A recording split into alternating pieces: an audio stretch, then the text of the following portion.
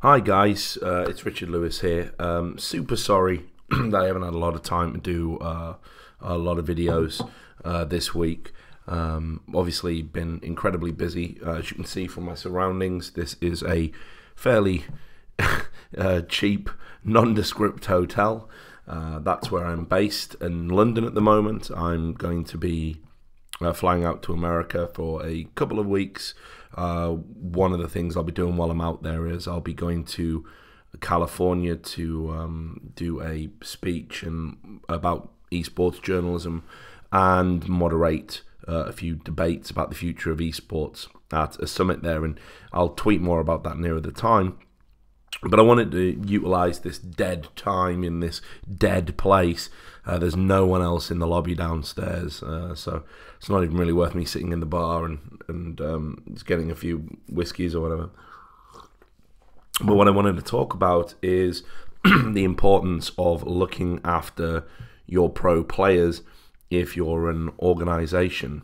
Now, this is specific to Riot Games. Just recently, I think we've all noticed it, there's been a large community backlash against some of the decisions that Riot Games are taking, which are honestly perplexing. The sandbox mode was a big talking point. This was basically their steadfast refusal to give the tools to professional players or aspiring professional players or even high-level players that don't really want to be professionals but want to be the best players they can be to improve particular deficiencies in their skill set. Now, we saw the backlash from everybody saying it was ridiculous. We saw Dota 2 players come out and say, I would never have been able to have attained the level of mastery over the game that I do had I not had access to some form of sandbox and practicing mode. It just simply wouldn't be possible. So it seems there that immediately Riot are kind of valuing the casual over the competitive, and and you can only really glean that because their explanation was, we don't want a sandbox mode because of it would lead to increased toxicity. Riot staff member posted this on Reddit and said that if you had a bad game, then the chances are that you would get told to go back to sandbox, go into the sandbox mode, which seems ridiculous. Now, I won't labour the point because I've already recorded a video on that, but that seemed to be a huge misstep. And it's now part of a culture of Riot not looking after their professional players in the way that you would expect them to. Now, I'm not even going to get into past transgressions, organizations that have been allowed to run rampant by Riot and get away with treating their players appallingly. Riot can't be the all-seeing eye. I mean, I get that. I understand that. I'm not trying to blame Riot for everything. Ultimately, organizations have to have their own house in order, but the point is, if Riot are going to prioritize certain types of behavior and reinforcing certain types of behavior, and they're going to have certain insistence that people behave in a certain way, such as we saw with the Badawi situation, I think once you set your stall out and say, well, we want everybody to behave to a certain standard, then you have to be consistent in enforcing that. You create a rod for your back with this ridiculous insistence on controlling everything.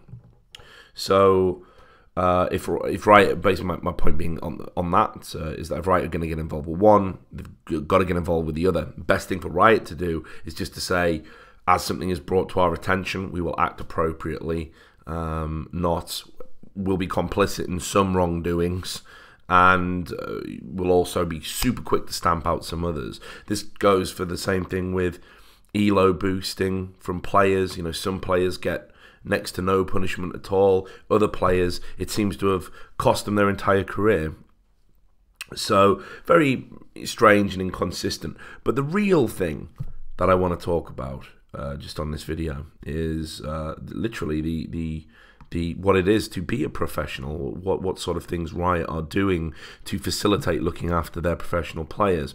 First of all, this is why this is important. The entire League of Legends system is built on an aspirational element, and that is to say, I play League.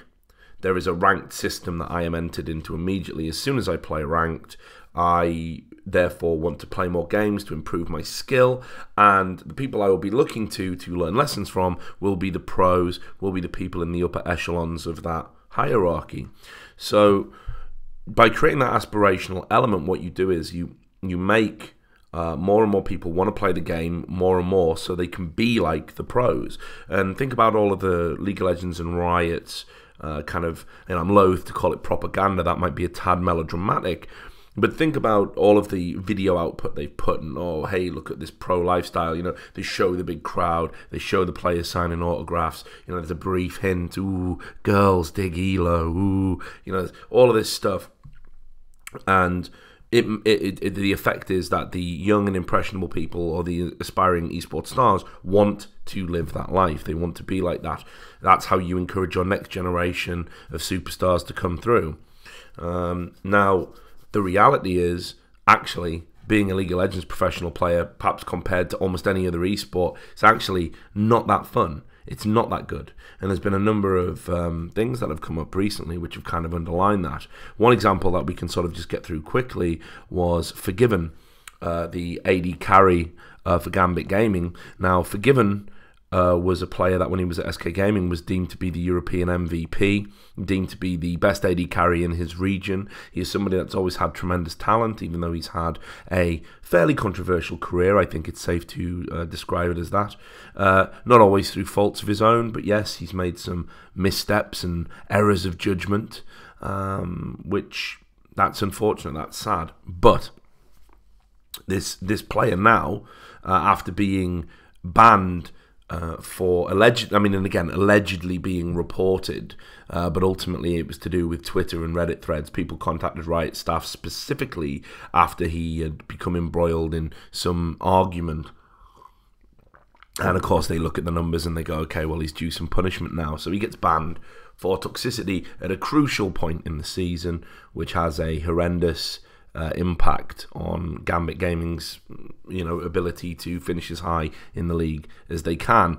Now, at that point, Forgiven very publicly states that he feels he's done with League of Legends, that he's effectively been driven out. And it's, if you think about it, this is this phenomenal player, and Riot are penalising him over saying a few bad things in solo queue. Not even anything particularly serious. There is no evidence to substantiate any racism, any homophobia, any form of hate speech. Just basically being derisory about players for not being as good as him.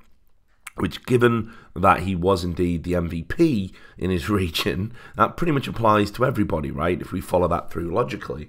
So, for me, I think Riot create this awful situation where pro players have to go out into a non-professional environment where they interact with members of the general public who are playing, and they are expected to behave like saints, when of course everybody will actually be wanting to goad them, wanting to chastise them, beat them in lane, they'll want to trash talk them, and they just have to sit there like, Zen monks in some sort of trance-like state and absorb it all. Now, for me, solo queue and the professional game should be absolutely separate. If they were to be separate, it would actually solve a lot of other problems, which is probably a video for another day. But ultimately, what you would have is you would actually have pros. Okay, I'm playing solo queue for whatever reason. It can be for practice. It can be because they're contracted to stream certain hours. It can be just because they do sort of enjoy it in a kind of perverse fashion. And let's not forget as well, actually, if you look at trials for teams, a lot of teams will say we're only going to trial people in master tier or challenger or whatever it is. So you sort of have to do it. You sort of have to be well placed to enhance your career prospects. There's no escaping solo queue if you're a pro player. But we all know it's immensely frustrating, especially when you have to grind it, especially when you have to grind it out. And these are players that we often talk about the Dunning-Kruger effect, how players, they see the mistakes in everybody else but not themselves. Well, these players are professional and routinely get into the upper echelons of the ELO system. So these players can say, my teammates cost me the game, and say so reliably with confidence. This isn't a bronze 5 scrub complaining about his teammates always holding him back. These are elite level players, the best in the world. it's fair to say that perhaps some of their criticisms might be valid. So anyway, you ban Forgiven from competitive play for something that happened outside of the competitive environment, which is fine. That does happen sometimes in other sports. Obviously, there's precedent for that, but typically for serious transgressions. For example, in football, it's very, very rare a footballer will get a ban from competitive play for things he has tweeted on social media. They might get a fine, they might get a warning, but the idea of banning a professional player for what they tweet is absurd. It has happened though, and I think it's really absurd. And indeed, those sentiments are echoed by the Players Association. But this is just, again, what happens when you have a really sort of all-encompassing, powerful body and no checks and balances. I believe it was Rio Ferdinand that it happened to, if you want to Google that particular incident. But anyway, for the most part, it doesn't. For the most part, you ban people from competitive play for things that would impact on competitive play, drag the league overall into disrepute, drugs offences, doping, whatever you want to call it. Now, from that point, Forgiven then just decided that he wants to switch. He wants to play Heroes of the Storm. And he made a thread over in the Heroes of the Storm subreddit, which I'll read to you. If I was at home right now, I would obviously put it on screen for you, but I'll put the links in the description. In fact, no, I don't even know if I can do that because of Reddit rules. It's fucked, isn't it? Anyway, whatever. I'll just read it to you. I'm sure you'll be able to find it. The thread was called Forgiven, currently LCS player, but frantically playing Heroes of the Storm. Ask me anything. And he said, hello, my name is Forgiven. I am a professional player of League of Legends, coming from League Championship Series Europe. Although being a wanderer of esports and playing games professionally are not such as Dota, CS, 1.6 CSGO, where he's global elite, League of Legends, record-breaking rank 1 with 1650 LP in Season 4, and now a Heroes of the Storm rank 1 player. Long story short, after my team's failure for qualifying for the playoffs, along with the suspension I received, I am taking vacations, and in my free time I don't play real life. I decided to try a new game, and it was Heroes of the Storm, and I instantly adored it. I played the game for about 6 days. I got rank 1 in 2 from grinding the ladder. The purpose for this AMA is for me to discover a relatively unknown and mysterious game scene, as well as to answer questions which can help people either enjoy their time through questioning or get a second opinion on multiple things. He links to all of his social media questions, and then he puts forward a very thorough and interesting AMA, and I strongly recommend that you read it. Now, this is a player who is effectively saying it's just no longer worth my time to be a pro. That should have immediately set alarm bells ringing over at Riot HQ. And I mean immediately. Because if a professional player is out there saying, hey, that glamorous lifestyle that Riot are promoting and are telling everybody about, it's actually not all that fucking glamorous, and I'd happily walk away from it to play another game on an amateur level because it just isn't worth it anymore. It's a minimum wage chore. The level of expectation and pressure isn't worth the rewards. I'm coming to Heroes of the Storm, and let's not forget, of course, as well, that's Heroes of the Storm, a rival MOBA title made by a rival games developer. I'm sure Blizzard will be welcoming him with open arms should he be able to get onto a professional team, which I'm fairly confident he will, because he's a great competitor. Indeed, if you look at his gaming CV there, he's just one of those freaks of nature that are good at all games. So you think, well, Richard, that's one player. But then, about 2 weeks ago, there was a thread in the Off My Chest subreddit. Now, Off My Chest is it's just a notoriously terrible subreddit. The moderation over there is horrendous for the most part. And if you post in, I know, things like Kotaku in Action or anywhere else, they deem to be a hate subreddit, even though there's absolutely no evidence to substantiate what they're saying, you get banned from it. But this throwaway account was made. It's subsequently been deleted.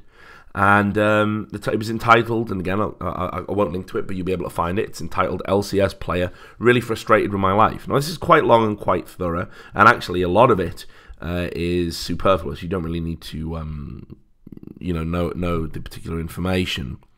But basically, I'll pick out some of the key parts here. He talks about how he got into League of Legends. He talks about how he played the beta and how he got there, how his team was doing fine in tournaments, and how he's got lots of friends in the scene and that his team was doing good.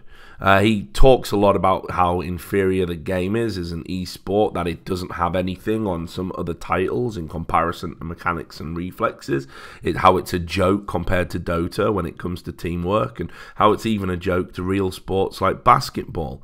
Now, where it starts getting interesting is from this point. In the meantime, I'm surrounded by people who play this game all day, and of course you talk League and compare it to other games, and here's the funny part: everyone agrees that this game isn't comparable to other titles. There's no argument on it. He says, well, barely any argument on it. The amount of disrespect you develop to the game you play for a living is so absurd to me. Do athletes feel the same way about sports they do? Actually, a lot of them do. It's like you do anything for a while, it does become a grind. However, it seems that there's a disproportionately large number of disgruntled pros if we take this statement at face value. He says that the players read patch notes together, usually a day after release, to learn the new strats, and we usually pinpoint exactly what's going to happen to the game.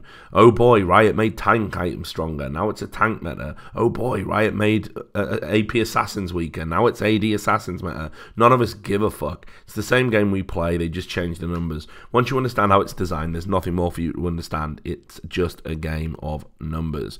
And you don't get monetarily compensated to compete. You get it for participation and not getting eliminated.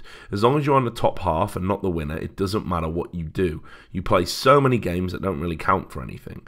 And we know we can do well enough to get where we need, and we know we can't win overall, so why bother trying? You see, I don't feel like I'm some amazing player on his way to the top of the world, because I'm not even in a real competition. I can't play against my real opponents overseas enough to actually get good, because of the way the only tournament I'm allowed to participate in is structured that way. I just can't practice enough to hit my highest level. Now, interesting about this is obviously alluding to several things. The first thing is that, for those that don't know, League of Legends players, they're given basically a stipend. The team is given a stipend that's paid to the organisation. That's Riot's salary, and then the organisation distributes to the players. It's got to be a minimum amount. I think it's something like $12,500 per split or something. And they have to receive that amount of money. That's what they get. Now, the organisations in turn, and some of the bigger ones obviously do this, they pay a separate salary, but you don't have to. It's almost like Riot's, kind of support the lesser organisations. They can give a salary just from Riot Games alone. So it's a good way to basically ensure that their league is always full. And I'm sure if you were to take away that financial incentive, you would find less and less people, less and less organizations supporting League of Legends. But here's the other problem: they have completely shut down and prevented a true international circuit from flourishing. They initially relied on people like DreamHack and MLG and ESL to kind of promote the global nature of League of Legends, to run their tournaments for them, IPL as well. And what happened is that once they realized, once it was at a certain size, they realized that the best way to have control over their product was to actually push their partners out. IM are an exception. That's the Intel Extreme Masters, but everyone else got told you can host LCS games, but if you run a tournament, LCS players will be LCS teams, will be precluded from competing at your events. On top of that, you've got one real international event, a true international event, every year in the form of Worlds, and of course the IEMs don't really count because you're limited in how many teams you can actually invite, and you're obligated to have some of the weaker teams in attendance. That's how it's structured. So there isn't truly a global competitive scene. It's kind of, let's just hope you're in a good place, meta speaking, by the time Worlds comes around, and then, maybe you give the Koreans a game. Most likely you don't. And of course, on top of that, there's no incentive for finishing higher up in the league beyond some championship points and a seeding. On a personal level, a player is no better off finishing, third or fourth or whatever it is, than finishing. It doesn't matter if you're not winning it. Then it's mostly irrelevant. And apparently based on this is how a lot of pros actually feel. Anyway, it goes on. The rest of the guys don't care. We aren't players in a tournament. We aren't paid to win. We are given a salary each month by a company to play in their tournament, where it doesn't matter what we do. We are there to entertain. We are entertainers. And what we are paid for is to play in some huge advertisement for solo queue. You see, the game isn't meant for us. It's designed around random people who never knew each other to group into a team rapidly and play as a team. They don't need to speak between themselves because everything is handed to them by Riot, who don't even have a fucking voice chat in their game to communicate with. Because they don't need it, the game is simple enough to not need it. So, again, this is actually something that I've said, that the LCS, for me, has ceased to be a legitimate competition in esports terms, and is actually becoming a fairly stale broadcast that is designed, again, to promote that aspirational element. It is designed to entertain. It is designed to kind of sell sponsor space. It's not really a true reflection of what esports is. I think in broadcasting terms, and I'll always maintain this, I think it really raised the bar in terms of how an esports broadcast should be. But yeah, this is getting increasingly clear to me that it's losing its luster. It's not as shiny and sparkly as it once was, and the players aren't really being paid there to compete. They're being paid to turn up to the studio and fulfill their role of playing their games and being entertaining, and here's an interview with the winner, and that's it. It's not really about competition. It's very sanitized and almost like hermetically sealed away from the real world, from other competition. Plus, they're kind of locked into regions, so they're playing against the same people over and over, and everyone's very friendly with each other in regions, even to the point where teams are now starting to like share houses and office space, and it's fairly clear that this isn't how a sport would operate. This is an advert. This is an advertisement. This is a marketing exercise. Let me just scroll down this to get to the point. It says, yeah, he goes on to say, people don't play because they care about the game. They do it for fame and money, and because it might help them to become streamers and actually make more money from this. There's simply not enough money in competition, so some people don't even care about competing as much as they care about the chance to make money from streaming. What the fuck kind of attitude is that? I don't understand it. Oh no, he says, and I understand it, sorry. I don't blame anyone. I'm not naive. Now, we've seen this increasingly. I've raised this issue numerous times. There have been high-level professional players that have walked away while they still had the potential to contribute something meaningful as a competitor. And they did it because they knew they could take a huge following, stream, and they wouldn't have to practice as much. They'd make more money, and probably have less hassle, less of the Riot influence, the Riot bullshit, that culture of control where Riot are constantly hammering you about your behaviour. Think about what's happened with Forgiven here. Forgiven is somebody that actually wanted to compete, that probably could have been a streamer, could have been a personality, could have played other games, and stuck around despite bad reputation and having issues with previous organisations. He went to Gambit Gaming after SK Gaming. He walked away from a team that was, thought to be the second best in their region, even though, of course, in the playoffs and that they had that meltdown and finished fourth. He was offered to rebuild a new team at SK. That's on record. But he chose to walk away and go to Gambit Gaming. And he even said he would walk away altogether if he didn't get a team he felt could compete. Now, Riot hammering somebody like that. In the meantime, the other players that are just simply using their game to build a fan base, and then they're going to go and stream and not even compete or contribute anything to their league, they're being lauded and championed as being like these great guys just because they don't use bad language in solo queue. I mean, that's, again, just a ridiculous. It just shows how backward their priorities are and how short-sighted they actually are in terms of esports. The post continues. I got to talk to some people who work for Riot, not just artists or marketing, and they know about the balancing issues and how it fucking really is. Just a roundabout of viable champions who do the same thing and get switched around with nerfs, and they're okay with it. The game remains exactly the same, and it's fine, because the game is not about us, the pros. It's about the people who don't play enough or think enough about the game and notice anything's changed. For them, things change because they look different, and it doesn't matter what we think, since we are employees, I think that's meant to say, with a contract, who aren't dumb enough to speak out and ruin our public image.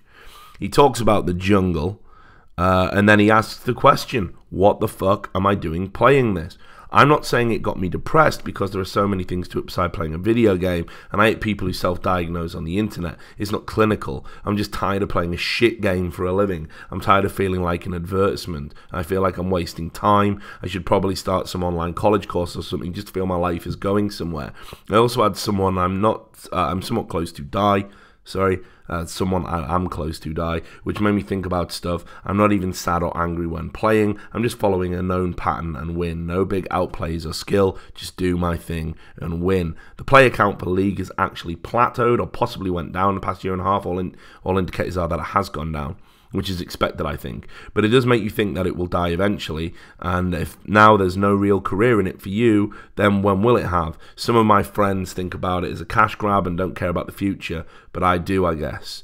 So let's just sort of drink in these points, and that is that this player is so just despondent at what he's doing for a living that he's actually starting to feel depressed because of it. He's feeling directionless. Now again, Riot, these lovely, fluffy, benevolent people that care so much about player welfare and player rights, he shouldn't be making a post about this in a subreddit anonymously. He should be able to go to somebody who has player welfare in their best interests, who are employed and funded by Riot, yet remain completely anonymous and independent from them, and voice his concerns. This is somebody that could be developing a serious mental health issue. This is somebody that really wants to throw in the towel. This is somebody that is anxious about where their life's headed. Why are they having to turn to strangers on the internet when Riot claim to care about player welfare? And I'll tell you why that is. You can't talk to anyone at Riot.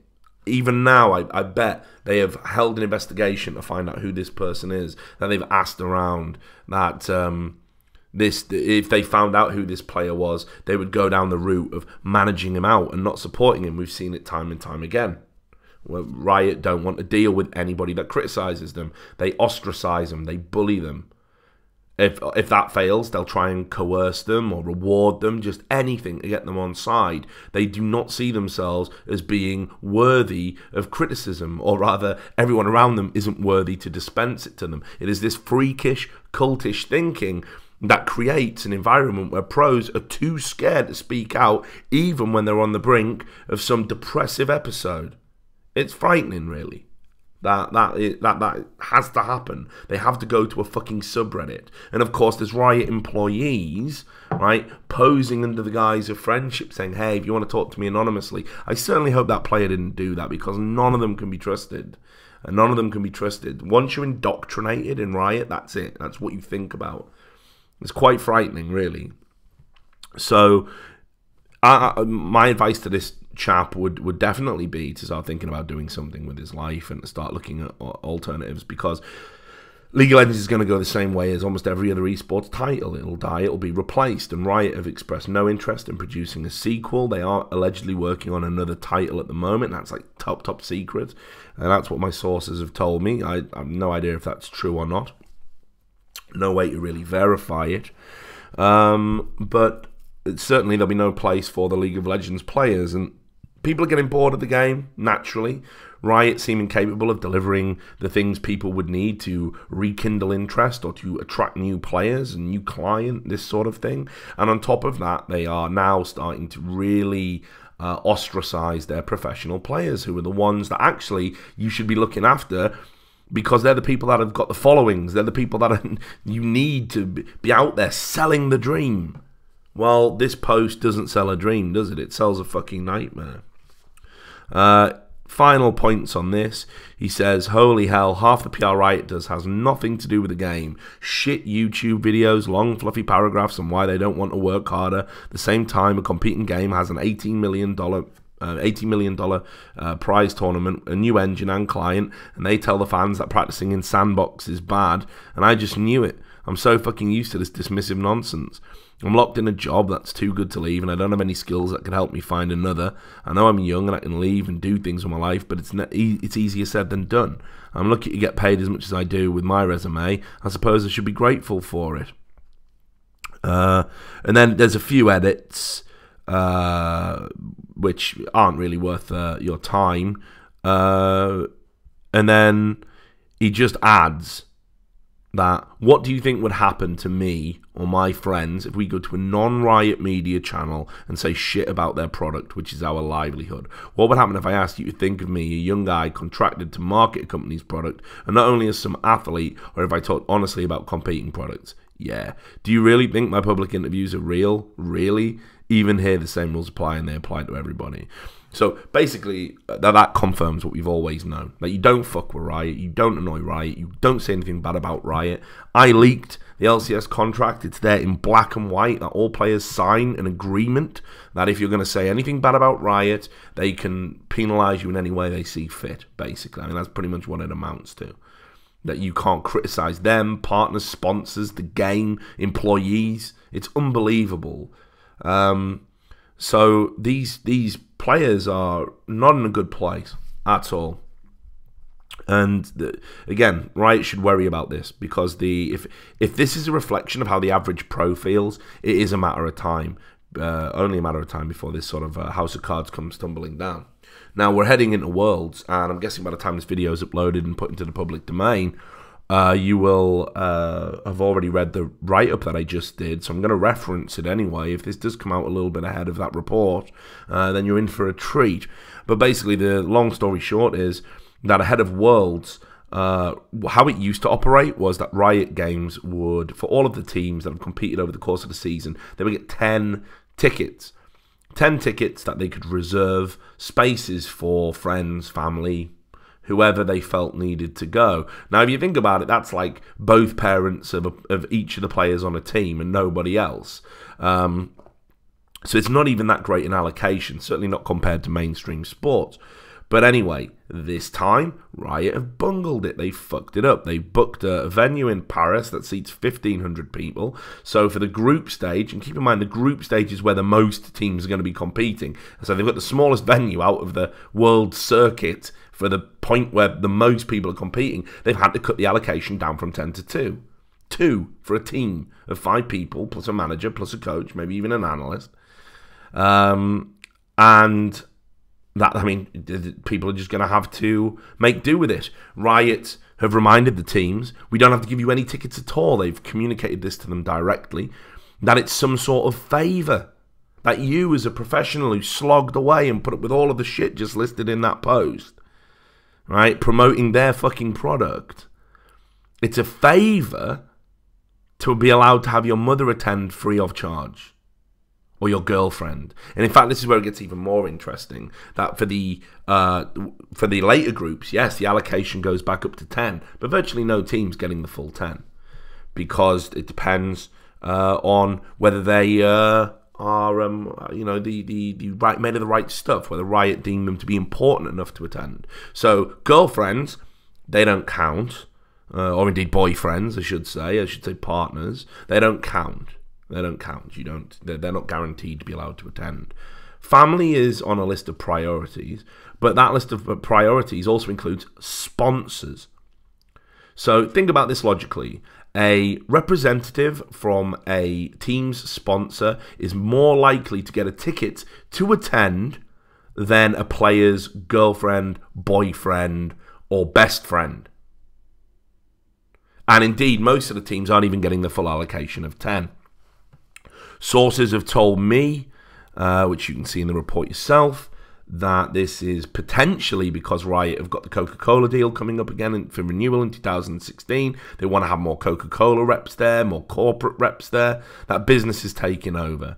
Now, this is a small, it might seem a small thing, right? But ultimately, these are the things that are going to break the camel's back. Like, you don't think enough of your pros to basically be just to say to them, look, here's 2 tickets each, bring whoever you want. Have a good time. Thanks for all your hard work this year promoting our game. It's unbelievable. And on top of that, the way they're trying to resolve it, the compromise, is that they're telling some of the players who are attending on certain days, hey, maybe you don't want to attend every day, so we can have somebody come and attend using your ticket. That's it. I mean, they can't even guarantee that players can attend every day to try and appease everyone. It's a monumental fuck-up. Now, you combine this with a sandbox, you combine this with everything else I've talked about. Riot have got a real fucking problem because they're losing public favour with all their ridiculous decisions. They're losing public favour with their insane dedication to trying to fix a problem that doesn't exist in the form of toxicity. They're losing public favour as their game gets older and older and more worn down, and you can keep putting a band-aid on it, but it is fucked. It is broken at its core, and you are going to have to get a new client out, and you're going to have to bite the bullet and recode it sooner rather than later. They're losing faith among the casuals. Now the esports hardcore, they're getting fucked over. And on top of that, now they're going to fuck over their pros. I don't know what Riot are doing. I guess this is an example of when you become so big and because you've got so much money, everybody gives you an artificial sense of importance. Indeed, I've said this to several Riot employees during our thoroughly unpleasant interactions, that they have warped perspectives about how important they are because everybody treats them like they are fucking the second coming of Christ. And they're not. They are far from. Half of them are dropouts and idiots anyway. It's ridiculous the way they behave. But this is important. This is something they have to resolve, because if the pros start to want to move away from the game, and especially move to rival people's games, what does that say? Everybody's going to pick up on it. Everybody's going to realize the dream is bullshit, and people aren't going to want to invest the time it takes to become pros. You're going to not have a generation of players to replace it.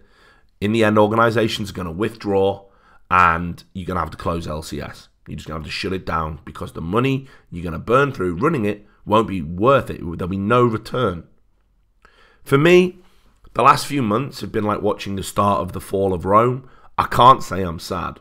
Not for Riot, but what I will say is that there are a lot of pro players right now that aren't having a great time. There are a lot of pro players right now that have uncertain futures. Nobody deserves to have that. Everybody deserves to feel secure, right? And again, they're the people I feel sorry for. So just a few thoughts there, just to update you and make you aware. I'll be on the road for a while. I'm going to try and record videos while I do, even if it's just a vlog on my trip and what's going on. I want to thank everybody for the support on the YouTube channel, all the people who've supported me recently on Twitter, all the people who've supported the Patreon. Thanks a lot. And of course, thanks for watching this video, and I will see you next time.